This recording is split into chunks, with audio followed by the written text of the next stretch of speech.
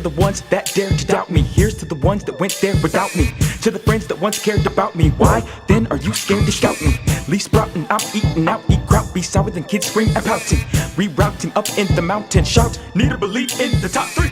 Pursue the few that renew me. Shoes be bigger than huge kangaroo's feet. Big news you lose just to prove me right. We fight and you try to bruise me. Straight off the bat, how does it feel to be 20 years older than Jay-Z, but a better rapper?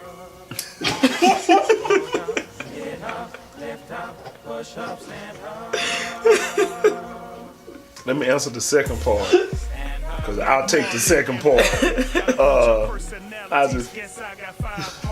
I hate you right now.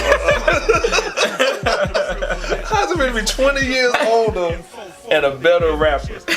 I mean, well, in some ways, and I know you're messing with me, but in some ways I do believe maturity-wise, not to insult him at all, but in some ways I believe that I am older than him. As a person who is formally educated in a different way, who most of my music career has all been about maturity and positivity.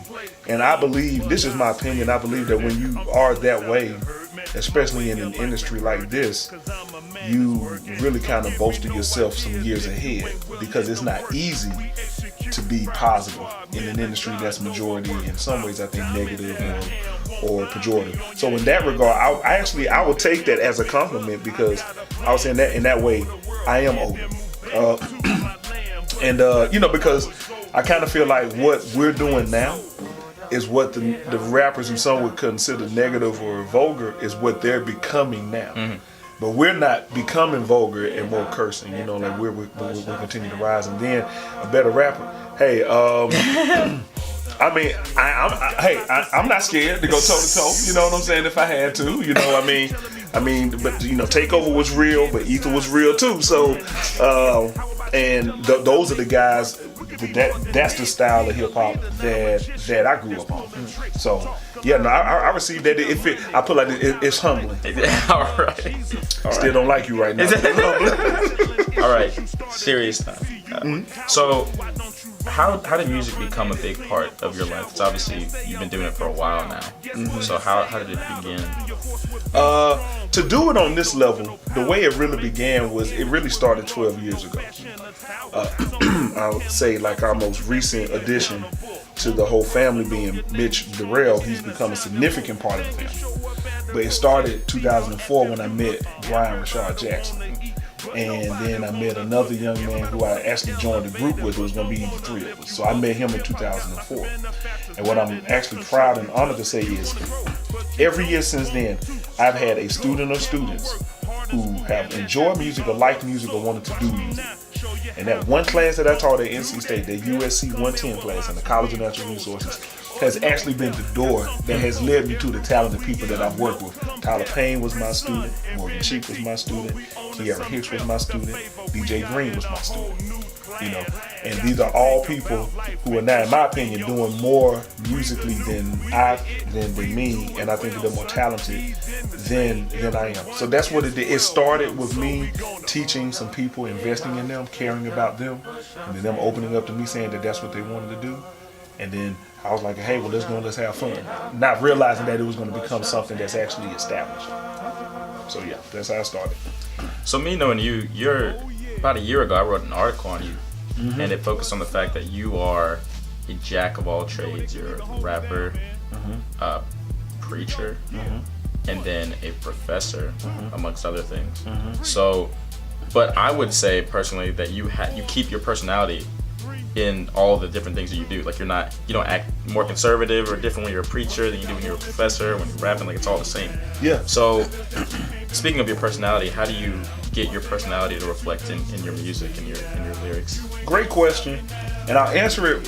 I think I want to answer like this. One of the common threads between all three of us is Jesus is our Savior. That's the common thread. My music, my classroom lessons, and my sermons all come from the same place. If my personality comes out of all three, because all three for me comes from God. So my gift of teaching, that's a gift that comes from God. My talent of rapping I know that comes from God.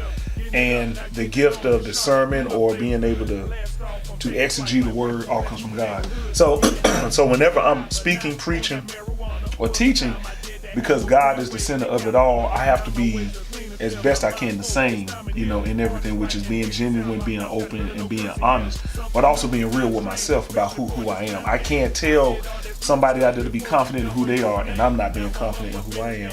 Just like I can't tell somebody to uplift Jesus and I don't believe what I'm saying, and I can't teach people to respect other people and promote diversity if I'm not doing it myself. So that's why. You are not 66, but you are older than me, so you know of a lot of groups and artists that I only have heard of, and I'm having to research. So who are your favorite rappers, or who are your current favorite artists or all time?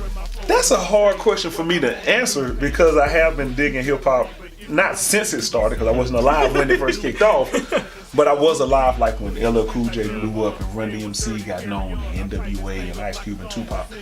So for me to answer that, I have bands that are my favorite. So my number one favorite band is Outkast, and that's because they're from the South. I've actually hung out with them a few times before they really blew up. They're from Atlanta. I spent a lot of time in Atlanta. They know my family knows them. So I really fell in love with their music because their music led to Goody Mob, Witch Doctor, Cool Breeze, Backbone, which is the Dungeon Family. And so those guys being from the South, like us, the way they were with each other is, I think, in some ways how I am with you all, and I think how we are. My number two favorite group is really the group that I liked before Outkast, because I heard of them before they came out, which is A Tribe Called Quest. And I've loved how Q-Tip produced his music. I love how Phife Dawg rapped, brought it street. Q-Tip was more ethereal and here, like he was up there somewhere. Phife Dawg was right here on the block with you. And then that's what I liked about Outkast. Andre was out there in outer space somewhere, and Big Boy was right here on the block with him. And so I love how their music was, because to me, they had that perfect sweet spot of, they were unapologetically black, or unapologetically New York in Tribe's case, or unapologetically Southern, but they made music that crossed over, crossed ethnic lines, and it was because there was always this message of love and peace in their music, period. This for So the that's ones why that those are my dared to favorite doubt too. me. Here's to the ones that went there without me. To the friends that once cared about me. Why? Then are you scared to scout me? Leaf sprouting, I'm eating out, eat kraut, be sour than kids scream and pouting. Rerouting up in the mountain, shout, need a belief in the top 3.